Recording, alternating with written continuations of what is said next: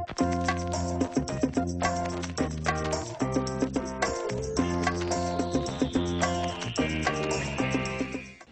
it's Isabel from thedietsolutionprogram.com, and today I want to talk to you about something very important, and that is all this confusion around carbohydrates. So a lot of people ask me, Isabel, are carbohydrates making me fat, or do all carbs make you fat? The answer is no. You need carbohydrates to make your body function properly, and you actually will not have any energy. Your brain and your spinal cord will not function well if you do not eat carbohydrates. Now, exactly what is a carb? Carbs can be things like bread and pasta and potatoes, but they're also fruits and vegetables and some beans. And a lot of people just think bread and pasta when they think carbs, when really fruits and vegetables can give you the carbohydrates that you need as well. So when you eat a carbohydrate, your body takes them and breaks them down and creates glucose. And you need that glucose in your blood in order to function well.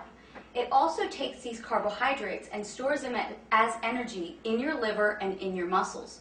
So if you exercise, you really do need to eat carbs. The problem is that a lot of people are eating an overabundance of carbohydrates, especially in the form of processed foods and baked goods and different breads and a lot of pasta. And that's where we're going wrong. Another thing that happens with carbohydrates is they turn into glucose, and if your body doesn't use them, then it turns them into fat. And it stores them in your body as fat. So, okay, what are you going to do?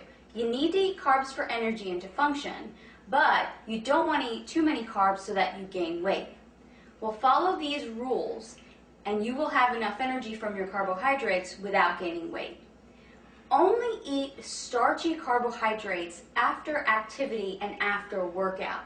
So I don't like to suggest that people have bread and pasta because they're wheat-based, and a lot of people don't do well with wheat. I like for people to stick to carbohydrates like sweet potatoes, yams, brown rice, different grains that maybe you're not really used to eating, like millet, quinoa, spelt, things like that.